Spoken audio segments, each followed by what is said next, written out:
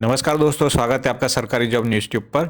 आज हम बात करेंगे झारखंड सिविल कोर्ट वैकेंसी 2023 के बारे में। तो जैसा कि आप देख सकते हैं यहाँ पे व्यवहार न्यायालय गढ़वा, तो गढ़वा से वैकेंसी आ चुकी है। तो यहाँ पे पद के नाम है, क्रम संख्या है, सामान्य जाति, अनुसूचित जनजाति, पिछड़ा वर्ग, अत्यंत पिछड़ा वर्ग और आर्थिक रूप से कमजोर ईडब्ल्यूएस। और यहाँ पे टोटल नंबर ऑफ वैकेंसी, तो यहाँ पे टोटल नंबर ऑफ वैकेंसी है 37, सबकी 37 वैकेंसी है। तो यहाँ पे प्यून है, उसकी 16 वैकेंसी सामान्य जाति के लिए, अनुसूचित जाति के लिए 7 और अनुसूचित जनजाति के लिए 5 और पिछड़ा वर्ग है उसके लिए 1 और अत्यंत पिछड़ा वर्ग है उसके लिए 2। तो यहाँ पे प्यून की टोटल वैकेंसी होती है 31 और ये ग्रुप डी की है। और ग्रुप सी यानी चालक है जो ड्राइवर, उसकी यहाँ पे 2 वैकेंसीज है।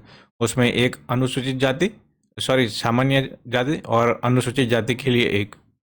तो इस तरह आप चेक कर सकते हो यहाँ पे। ये आपके पद के नाम हो गए, आपकी सैलरी क्या होगी, आपकी एजुकेशन क्वालिफिकेशन और भर्ती का तरीका। तो यहाँ पे 18,000 से आपकी सैलरी स्टार्ट होती है और सिर्फ ड्राइवर के लिए 19,900 से स्टार्ट होती है। सब में 10वीं पास होना जरूरी है। दफ्तरी में 1 वर्ष का कार्यानुभव होना चाहिए और जो चालक है उसके पास LMV का लाइसेंस होना चाहिए, लाइट मोटर व्हीकल, जो कार चलाने में यूज होता है। और सबका आपका स्क्रीनिंग टेस्ट होगा, कौशल परीक्षा होगी और आपका इंटरव्यू होगा। यहाँ पे उम्मीदवार को भारत का नागरिक होना और मानसिक और शारीरिक रूप से स्वस्थ होना चाहिए। और यहाँ पे अनुसूचित जाति, जनजाति, पिछड़ा वर्ग, अत्यंत पिछड़ा वर्ग, दिव्यांग, PWBD एवं आर्थिक रूप से कमजोर EWS झारखंड सरकार द्वारा इनको आरक्षण मिलेगा और उनके डॉक्यूमेंट आपके पास होने चाहिए। और महिला, दिव्यांग एवं खेलकूद कोटा वालों को भी यहाँ पे आरक्षण मिलेगा। और यहाँ पे एज की बात की गई है, तो 1/8/2022 तक आपकी एज 18 वर्ष से 35 वर्ष होनी चाहिए सामान्य जाति के लिए। और पिछड़ी जाति, अत्यंत पिछड़ी जाति के लिए 37 वर्ष, महिला के लिए अधिकतम 38 वर्ष तथा अनुसूचित जाति, जनजाति, पुरुष, महिला के लिए अधिकतम 40 वर्ष होनी चाहिए। यहाँ पे अपनी उम्र, श्रेणी, शैक्षणिक तथा वांछित योग्यता संबंधित प्रमाण पत्र, यानी इस सब के आपके डॉक्यूमेंट आपके पास होने चाहिए क्योंकि इसकी ज़रूरत आपको पड़ेगी। यहाँ पे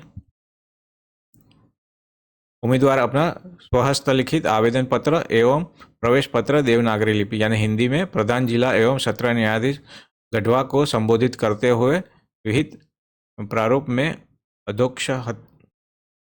अध्यो हस्ताक्षरी के कार्यालय में दिनांक 28/2/2023 से पहले आपको वहाँ पे पहुँचाना पड़ेगा। ये आप डाक द्वारा भेज सकते हो, स्पीड पोस्ट द्वारा भेज सकते हो।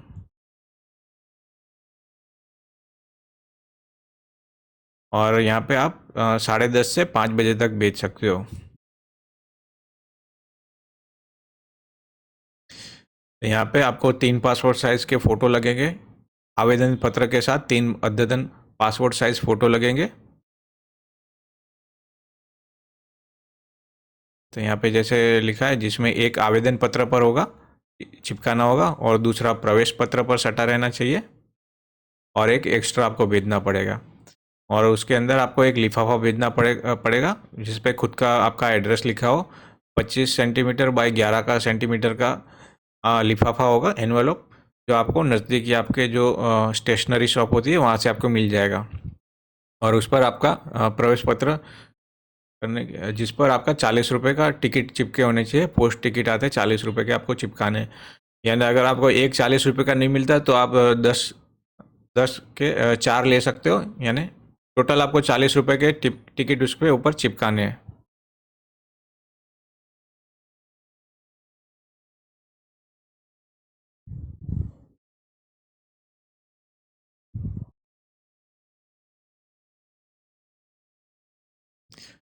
आवेदक का प्रवेश पत्र जिसमें परीक्षा साक्षात्कार का स्थान एवं तिथि अंकित होगी, उनके दर्शाए गए पते पर आपके डाक द्वारा भेज दिया जाएगा।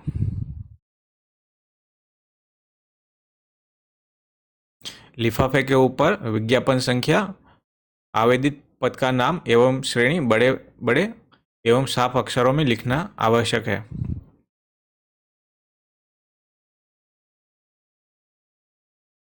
परीक्षा साक्षात्कार के लिए बुलाए जाने पर कोई मार्ग दिया नहीं होगा, यानी आपको खुद के खर्चे से जाना पड़ेगा इंटरव्यू देने के लिए।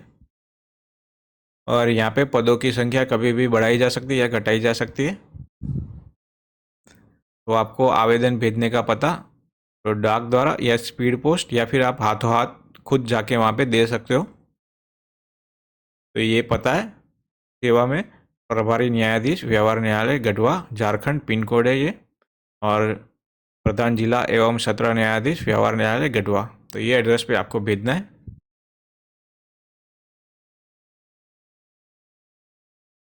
और उसके साथ आपको ये फॉर्म भी भेजना है। तो ये फॉर्म कैसे फिल करते हैं, चलिए इसको डिटेल में समझ लेते हैं। यहाँ पे विज्ञापन संख्या है और यहाँ पे आपको पद का नाम लिखना है, जिस पद के लिए आप आवेदन करना चाहते हो आपका नाम आएगा। यहाँ पे आपका नाम हिंदी में लिखना है और यहाँ पे अंग्रेजी में, इंग्लिश में। तो इंग्लिश में आपको कैपिटल में नाम लिखना है यहाँ पे। और यहाँ पे आपके फादर का नाम, बर्थ डेट आएगी आपको यहाँ पे।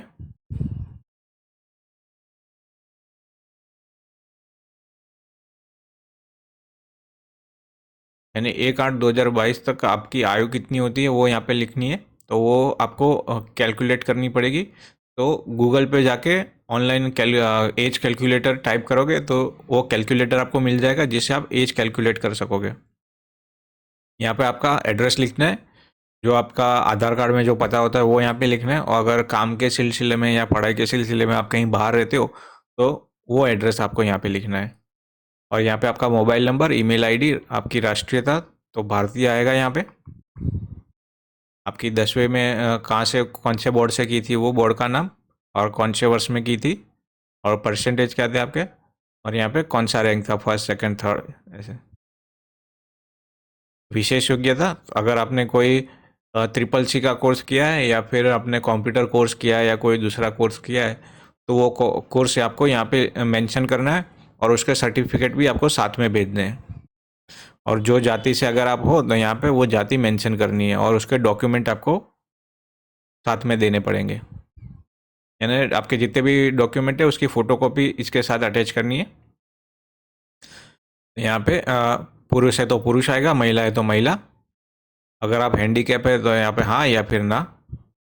वर्तमान में किसी सरकारी संस्था निगम में कार्य किया है तो हाँ, नहीं है तो नहीं किया।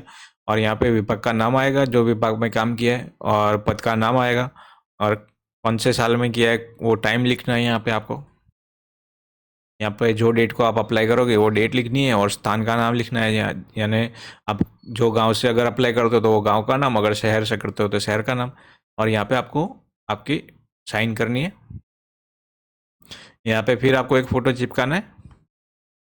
ये आपको कुछ नहीं भरना है, आपको सिर्फ आपका नाम लिखना है यहाँ पे, और आपके पिता का नाम और आपका एड्रेस, बस इतना ही लिखना है। और इससे ज़्यादा आपको ये सब खाली छोड़ देना है।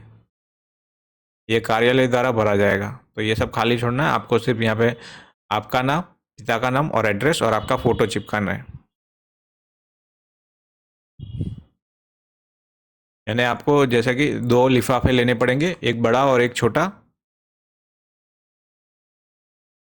जैसे भी यहाँ पे मेंशन किया है कि एक बड़ा लिफाफा होगा जिसके अंदर आपके ज़रूरी डॉक्यूमेंट होंगे, और उसी के साथ ये एक लिफाफा भेजना है। उसी बड़े लिफाफे के अंदर ये लिफाफा डालना है आपको 25 सेंटीमीटर बाई 11 का, जिसमें आपका कॉल लेटर आएगा। तो आपको 2 लिफाफे लेने, बड़े लिफाफे में आपके ज़रूरी डॉक्यूमेंट और ये जो फॉर्म है वो आपको भेजना है। तो इस तरह से आपको भेजना है। तो आशा करता हूँ ये वीडियो आपको पसंद आएगी। तो इसी तरह की वीडियो आप आगे देखने के लिए मेरी चैनल को प्लीज़ लाइक और सब्सक्राइब कीजिए। धन्यवाद।